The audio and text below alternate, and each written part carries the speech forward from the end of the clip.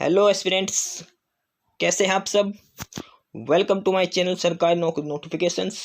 Aspirants, आपके लिए एक नई अपडेट है आज की, और वो ये है कि aspirants Rajasthan public service commission RPSC के द्वारा एक नई रिक्रूटमेंट नोटिस इशू किया गया है। ठीक है, और इस डिटेल्ड नोटिस में कुछ नई पोस्टें हैं और वो है प्रोग्रामर की पोस्टें हैं। ठीक है, तो एक बार डिटेल में चेक कर लेते हैं किस कैटेगरी के लिए कितनी पोस्टें हैं, क्या इसमें क्वालिफिकेशन है, क्या इसका सिलेक्शन प्रोसीजर है। ठीक है, कब से एप्लीकेशन फॉर्म स्टार्ट है, क्या इसकी लास्ट डेट है। ठीक है, एक बार डिटेल में सारी चीज़ें देख लेते हैं। ये ऑफिशियल नोटिस है आरपीएससी के द्वारा जो इशू किया गया राजस्थान पब्लिक सर्विस कमीशन का। और इस ऑफिशियल नोटिस में इन्होंने दिखा रखा है कि टोटल 216 पोस्ट है जिन पे रिक्रूटमेंट होनी है प्रोग्रामर की पोस्ट के लिए। ठीक है, और ये लिख रखा है कि पद स्थायी यानी कि परमानेंट पोस्टें हैं ये। ठीक है, और जो कुल पद है ये कम या ज़्यादा भी किए जा सकते हैं, और रिजर्वेशन के हिसाब से इनका डिस्ट्रीब्यूशन कर रखा है, अलग अलग कैटेगरी के हिसाब से इनका बंटवारा कर रखा है। ठीक है, तो सबसे पहले इनकी पोस्ट का नाम है प्रोग्रामर, टोटल पोस्ट है 216। ठीक है, इसके बाद इनका कैटेगरी वाइज डिस्ट्रीब्यूशन कर रखा, कैटेगरी के हिसाब से ये बांट रखी है अलग अलग। तो जो सबसे पहले है जनरल और यूआर यानी कि अनरिजर्व कैटेगरी, और इसमें यूआर जनरल की सिंपल है वो 53 पोस्ट हैं जो मेल अप्लाई कर सकते हैं यूआर से, और विमेन के लिए जनरल में 16 पोस्टें हैं। ठीक है, विडो के लिए 5 है, डाइवोर्सी के लिए 2 हैं। ठीक है, ये है यूआर में टोटल पोस्टों का अलग से डिस्ट्रीब्यूशन। इसके बाद एससी कैटेगरी की बात करते हैं, तो एससी में जो मेल कैंडिडेट्स अप्लाई कर सकते हैं वो 28, वुमेन के लिए है 8, विडो के लिए है 3, डाइवोर्सी के लिए है 1। ठीक है, और इसके बाद है एसटी के लिए, तो एसटी की जो टोटल पोस्ट हैं वो है, एसटी में जनरल के लिए है 25 यानी कि जो मेल कैंडिडेट्स अप्लाई कर सकते हैं, वुमेन के लिए 8 है, विडो के लिए 3 है, डाइवोर्सी के लिए 0 है। ओबीसी की बात करते हैं तो 23 मेल के लिए है, 6 फीमेल के लिए है, 3 विडो के लिए, 1 डाइवोर्सी के लिए। और ये मोर बैकवर्ड क्लासेस के लिए 7 जनरल, 2 वीमेन के लिए, 1 विडो के लिए, 0 डाइवोर्सी के लिए। और जो लास्ट है कैटेगरी है वो ईडब्ल्यूएस की है, उसमें 15 मेल के लिए, 5 फीमेल, 1 विडो, 0 डाइवोर्सी। ठीक है, ये टोटल 216 पोस्टें हैं जिनका अलग अलग कैटेगरी के हिसाब से डिस्ट्रीब्यूशन कर रखा है, अलग अलग कैटेगरी के हिसाब से। ठीक है, हर कैटेगरी को सब कैटेगरी में डिस्ट्रीब्यूट करके अलग अलग इनके डिवाइड कर रखा है। ठीक है, और नीचे जो एब्रिविएशन यूज़ कर रखे हैं इनकी डिटेल, जनरल मतलब जनरल, यूआर मतलब अनरिजर्व्ड, एससी।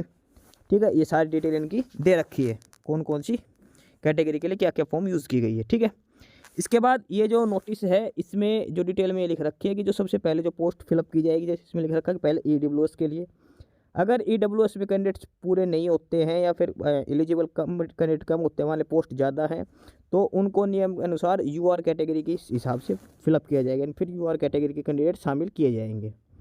ठीक है, ऐसे ही इसमें फीमेल के लिए लिख रखा है कि पहले डाइवोर्सी को, फिर तलाकशुदा, और फिर उसके बाद विडो वाले यानी कि विधवा है, और उसके बाद अलग अलग कैटेगरी की फीमेल्स को फिलअप किया जाएगा। ठीक है, रिजर्वेशन के हिसाब से धीरे धीरे। ठीक है, पहले डाइवोर्सी को जितनी सीट अगर वो खाली रहती तो फिर विडो वालों को, अगर वो भी खाली रहती तो जनरल जो वीमेन होती हैं उसी कैटेगरी की जो वीमेन है उनसे पोस्ट फिलअप की जाएंगी। ठीक है, और ये सारी डिटेल इसमें अलग से दे रखी है। इसके बाद उसमें दे रखी है अनिवार्य शैक्षणिक योग्यता क्या क्या, कितनी क्वालिफिकेशन होनी चाहिए। ठीक है, तो इस चीज़ के लिए जो दे रखे हैं तो बीई या फिर बीटेक या फिर एमएससी होनी चाहिए आपके पास आईटी से, या फिर कंप्यूटर साइंस से, या फिर इलेक्ट्रॉनिक्स एंड कम्युनिकेशन से। ठीक है, बीटेक या बीई या फिर एमएससी होनी चाहिए आईटी से, कंप्यूटर साइंस या इलेक्ट्रॉनिक एंड कम्युनिकेशन से, या फिर एमसीए होनी चाहिए आपके पास। ठीक है, अगर ये भी नहीं है तो आपके पास एमटेक की डिग्री हो सकती है, एमटेक हो सकती है आईटी से, कंप्यूटर साइंस से, इलेक्ट्रॉनिक्स और कम्युनिकेशन से। ठीक है, या फिर एमबीए है तो एमबीए आईटी से होनी चाहिए किसी भी यूनिवर्सिटी से। ठीक है, ये 4 क्वालिफिकेशन दे रखी है। बीटेक या फिर एमएससी होनी चाहिए आईटी या फिर कंप्यूटर साइंस या इलेक्ट्रॉनिक्स एंड कम्युनिकेशन से, या फिर आपके पास एमसीए होनी चाहिए, या फिर आपके पास एमटेक होनी चाहिए आईटी, कंप्यूटर साइंस या इलेक्ट्रॉनिक्स एंड कम्युनिकेशन में, और इसके अलावा भी आपके पास एमबीए होनी चाहिए आईटी से किसी भी यूनिवर्सिटी से। ठीक है, साथ में working knowledge of Hindi written in Devanagari सिप and knowledge of Rajasthani culture, Hindi की भी नॉलेज होनी चाहिए यानी कि हिंदी समझ में आनी चाहिए, पढ़ने आनी चाहिए हिंदी, और राजस्थानी कल्चर का भी नॉलेज होनी चाहिए। ठीक है, और इसके बाद इसमें लिख रखा है कि अगर कोई अंतिम वर्ष की परीक्षा में, मतलब जो भी छात्र फाइनल ईयर का है, जो फाइनल ईयर में चल रही है, जिसकी पढ़ाई चल रही है, वो अप्लाई कर सकता है, लेकिन उसको जिस दिन जो आपके पेपर होगा, इसका जो रिटर्न एग्जाम होगा, उससे पहले आपको ये दिखाना पड़ेगा कि आपकी डिग्री कंप्लीट हो चुकी है। ठीक है, जिस दिन इसका एग्जाम होगा उससे पहले तक आपको अपनी क्वालिफिकेशन पूरी करनी पड़ेगी। ठीक है। पे स्केल की बात करें तो पे लेवल 12 में है इसका, 4800 ग्रेड पे की ये नौकरी है। तकरीबन ये आपकी सैलरी पर मंथ 80,000 से 1 लाख रुपए के तकरीबन इसमें सैलरी होगी। ठीक है। इसके बाद आयु सीमा की बात करते हैं, एज लिमिट की बात करते हैं, तो 1 जनवरी 2025 तक आपकी मिनिमम 21 और मैक्सिमम 40 साल आयु होनी चाहिए। ठीक है। 21 साल से कम नहीं होनी चाहिए, 40 साल से ज़्यादा आयु नहीं होनी चाहिए। ठीक है। और इसके अलावा आयु में 3 साल की छूट भी दे रखी है कि जिन्होंने 2014 या उससे पहले ये अप्लाई किए गए थे तो उनमें, उसके बाद 2014 के बाद ये कह रहे कोई अप्लाई नहीं किया गया, तो इस संबंध में ऊपरी आयु की सीमा में 3 साल के अतिरिक्त छूट भी दे रखी है। ठीक है। इसके बाद अलग अलग कैटेगरी के हिसाब से इनकी उम्र में छूट दे रखी है।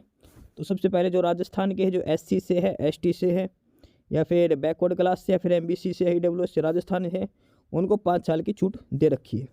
ठीक है। उसके बाद वुमेन कैंडिडेट्स जो राजस्थान की, उनको 10 साल की छूट है, और वुमेन कैंडिडेट जो जनरल कैंडिडेट्स हैं उनको 5 साल की छूट दे रखी है।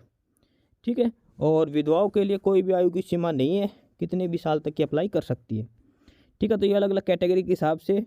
उसके बाद एक्स सर्विसमैन को और जो भी कैंडिडेट्स उनको सभी को आयु सीमा में जो एज रिलैक्सेशन दे रखा है वो दे रखा अलग अलग कैटेगरी के हिसाब से। ठीक है। ये सारी डिटेल है। इसके बाद इसमें दे रखा सिलेक्शन प्रोसीजर, भाई चयन प्रक्रिया क्या है, किस हिसाब से आपका चयन किया जाएगा। तो इसमें सबसे पहले अभ्यर्थियों को लिखित परीक्षा ली जाएगी, एक MCQ बेसिक पेपर होगा आपका। ठीक है। उसमें अगर ज़्यादा ज़्यादा शिफ्टों में पेपर होता तो उसमें नॉर्मलाइजेशन भी किया जाएगा। ठीक है। उसके हिसाब से मेरिट लिस्ट तैयार की जाएगी। ठीक है। परीक्षा का स्थान और तिथि वो आपको समय के अनुसार बता दिया जाएगा, एडमिट कार्ड आपके बता दिए जाएंगे। ठीक है। और इसमें दिखा रखा आवेदन की प्रक्रिया, यानी कब से फ़ोन अप्लाई शुरू करने हैं, कब इसकी लास्ट डेट है। तो 1 फरवरी से एप्लीकेशन स्टार्ट होंगी, और जो लास्ट डेट है 1 मार्च तक, 1 महीने का टाइम दिया रखा है। 1 फरवरी 2024 से लेके 1 मार्च 2024 रात 12 बजे तक आप फॉर्म अप्लाई कर सकते हैं। ठीक है। 1 फरवरी से लेके 1 मार्च तक आप अप्लाई कर सकते हैं। ठीक है। इसके बाद आवेदन की प्रक्रिया दे रखी है, क्या प्रोसीजर है इसका अप्लाई करने का, प्रोसीजर दे रखा है। तो इसके लिए आपको सबसे पहले rpsc.rajasthan.gov.in इस पर जाके आपको डिटेल फिलअप करनी है सारी। ठीक है। इस पर इंस्ट्रक्शन फॉर अप्लीकेंट्स दे रखे हैं। उसके बाद ये जो एक विज्ञापन दे रखा है एप्लीकेशन के लिए, उस पर जाके क्लिक करके रजिस्ट्रेशन करना है। या फिर आपको जो SSO पोर्टल है राजस्थान का, sso.rajasthan.gov.in, इस पर लॉगिन करके आप OTR 1 टाइम रजिस्ट्रेशन करें, अपने डॉक्यूमेंट्स अपलोड करें। ठीक है। उसके बाद आप अपना फॉर्म फिलअप कर दें SSO ID से यूज करके। ठीक है। और उसके बाद जैसे आप SSO ID क्रिएट करेंगे, उसमें रिक्रूटमेंट पोर्टल में जाना है, और वहाँ पे जाके आप अपना फॉर्म फिलअप कर सकते हैं। ठीक है। अपने सारे डॉक्यूमेंट्स अच्छे से फिलअप करने हैं, अपलोड करने हैं, और अपने मेल ID और मोबाइल नंबर पूरी भर्ती के दौरान, जब तक आपका सिलेक्शन नहीं हो लेता तब तक फ़ोन नंबर और मेल ID चेंज नहीं करनी है। सारी डिटेल मेल ID और फ़ोन नंबर पे आती है। अपना SSO ID जो क्रिएट करोगे वो भी याद रखनी है आपको। ठीक है। कि जो एप्लीकेशन नंबर जनरेट होंगे, और जो फॉर्म फिलअप करने के बाद लास्ट में उसका प्रिंट आउट जरूर ले लेना। ठीक है। जैसे हम फॉर्म फिलअप करते हैं सारी डिटेल के बाद, उसके बाद अपना प्रिंट आउट जरूर ले लेना। ठीक है। और उसके बाद ये कह रखा कि यानी कि जैसे फॉर्म फिलअप करेंगे उसके 10 दिन के लिए ऑनलाइन एडिट हेतु विकल्प खोला जाएगा। यानी कि अगर किसी ने फॉर्म अप्लाई कर दिया और फ़ोटो वगैरह, नाम वगैरह कुछ डिटेल गलत डाल दी, तो उसको भी आप एडिट कर सकेंगे, ये मौका भी आपको दिया जाएगा। ठीक है। और इस चीज़ के लिए अगर त्रुटि ठीक करनी है तो 500 रुपये इसका शुल्क लिया जाएगा। उसके बाद में कोई दोबारा से मौका नहीं दिया जाएगा फॉर्म में ठीक करने के लिए। ठीक है। और उसके बाद एप्लीकेशन फ़ीस की बात करते हैं इसमें। तो सबसे पहले एप्लीकेशन फ़ीस जो UR है, या फिर EWS वाले हैं, या फिर OBC के हैं, उनके लिए 600 रुपये की फ़ीस है। ठीक है। OBC क्रीमी लेयर वालों की 600 है, और OBC नॉन क्रीमी लेयर या फिर MBC वालों की, या फिर SC ST वालों की, उनकी 400 रुपये फ़ीस है। ठीक है। और जो फिजिकली चैलेंज पर्सन है उनकी भी 400 रुपये फ़ीस है। ठीक है। ये इसमें फ़ीस का स्ट्रक्चर है, इनकी 600 रुपये 400 रुपये 2 फीस स्ट्रक्चर बना रखे हैं। UR के लिए और OBC non creamy layer creamy layer के लिए उनकी 600 है, और SC ST OBC non creamy layer और MBC उनकी 400 रुपये। ठीक है। साथ में फिजिकली चैलेंज की भी 400 रुपये फ़ीस है। ठीक है। इसके बाद इसमें है सिलेबस दे रखा है, जो आपका एग्ज़ाम होगा direct recruitment for the post of programmer, तो उसमें आपको सिलेबस दे रखा क्या एग्जाम का पैटर्न होगा, क्या उसमें सिलेक्शन प्रोसीजर होगा। ठीक है। तो सबसे पहले कैंडिडेट्स के 2 पेपर ले जाएंगे, पेपर 1 और पेपर 2। दोनों 100 नंबर के होंगे, दोनों में 2-2 घंटे का टाइम दिया जाएगा। ठीक है, पेपर 1 भी 100 नंबर का होगा, पेपर 2 भी 100 नंबर का होगा, दोनों में 2-2 घंटे का समय दिया जाएगा।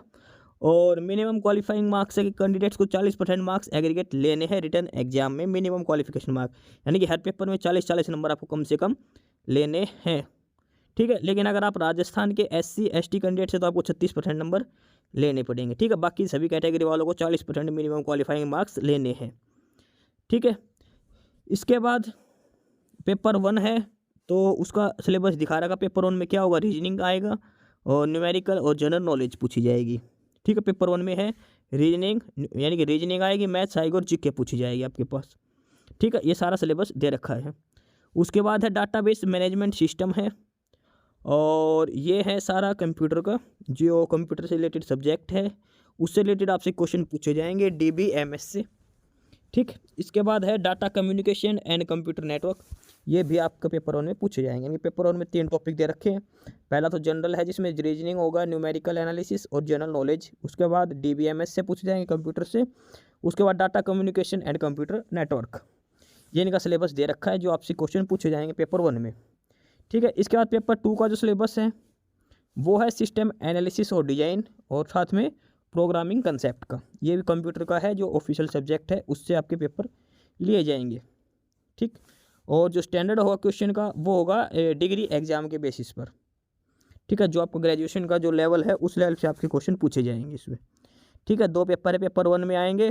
पहले में 3 पार्ट पूछे जाएंगे, रीजनिंग, मैथ्स और जीके, साथ में आपके पास कंप्यूटर के DBMS और data communication and computer network. Paper 2 में होगा सिस्टम एनालिसिस एंड डिजाइन और प्रोग्रामिंग कंसेप्ट से। ठीक है, ये सारा सिलेबस दे रखा पेपर 1 और पेपर 2 का। ठीक है, और उसके बाद एग्जाम में दे रखा कि सभी क्वेश्चन के 5 ऑप्शन होंगे। 5 में से कोई मतलब शुरू के 4 तो ऑप्शन होंगे, 5वां होगा। अगर आप क्वेश्चन अटैम्प्ट नहीं करते तो आपको ऑप्शन 5 फिलअप करके आना जरूरी है। ठीक है, 1 से 4 तक है वो जो क्वेश्चन के 4 ऑप्शन है वो होंगे, उसमें से कोई एक सही होगा। अगर आप क्वेश्चन अटैम्प्ट नहीं करते तो आपको ऑप्शन 5 फिलअप करना जरूरी है। ठीक है, अगर आप 10 क्वेश्चन छोड़ देते हो बिना ऑप्शन 5 का फिलअप किए तो आपका डिस्क्वालीफाई कर दिया जाएगा। ठीक है, ये इसका सिलेक्शन प्रोसीजर है, और जो फाइनलिस्ट होगी पेपर 1 पेपर 2 को मिला के आपकी फाइनलिस्ट तैयार की जाएगी। ठीक है, ये बाकी सारी डिटेल दे रखी है। तो इसमें ये भी लिख रखा है कि अपने मेल ID और फ़ोन नंबर आपको सेम रखना है, और कोई भी डिटेल में गलती नहीं करनी है, एक चांस दिया जाएगा दोबारा के लिए। उसके बाद सारे डॉक्यूमेंट्स जो अपलोड करो, जो डिटेल फिलअप करो, वही सारे डॉक्यूमेंट्स आपके पास होने चाहिए। ठीक है, और यही सारी डिटेल है इसमें। तो जो भी कैंडिडेट्स अप्लाई करना चाहते हो 1 मार्च से पहले अप्लाई कर सकता है। ठीक है, राजस्थान पब्लिक सर्विस कमीशन के द्वारा, RPSC के द्वारा, राजस्थान लोक सेवा आयोग, ये प्रोग्रामर की पोस्ट है, 216 पदों पर ये भर्ती है। ठीक है, तो जो भी कैंडिडेट अपने आप को एलिजिबल समझता है, जिसके पास क्वालिफिकेशन डिग्री है जो इन्होंने मांग रखी है, तो वो अप्लाई कर सकता है 1 मार्च से पहले। ठीक है, 216 पदों पर ये भर्ती, अलग अलग कैटेगरी का रिजर्वेशन दे रखा है। और एक बार फिर से देख लेते हैं, ये इसमें क्वालिफिकेशन मांग रखी है BTech MSc IT से, computer science electronic and communication से, या फिर MCA वाले भी अप्लाई कर सकते हैं, MBA वाले भी अप्लाई कर सकते हैं। ठीक है, इसमें कोई एक्सपीरियंस वगैरह कुछ नहीं मांग रखा, ये सारी डिटेल है इसकी, राजस्थान पब्लिक सर्विस कमीशन की प्रोग्रामर की पोस्ट के लिए। बाकी नई अपडेट, नई इन्फॉर्मेशन के लिए आप हमारे यूट्यूब चैनल सरकारी नौकरी नोटिफिकेशन सब्सक्राइब जरूर करिए। और अगर कुछ इश्यू है, कुछ पूछना हो, तो आप कमेंट बॉक्स में कमेंट करके आपको जो भी इश्यू है किसी भी चीज़ के रिगार्डिंग, आप कमेंट बॉक्स में कमेंट करके पूछ सकते हैं। ठीक है, चैनल को सब्सक्राइब जरूर करें, वीडियो को लाइक करें, शेयर करिए, जुड़े रहिए हमारे साथ, मिलते रहेंगे नई अपडेट्स के साथ। तब तक के लिए बाय।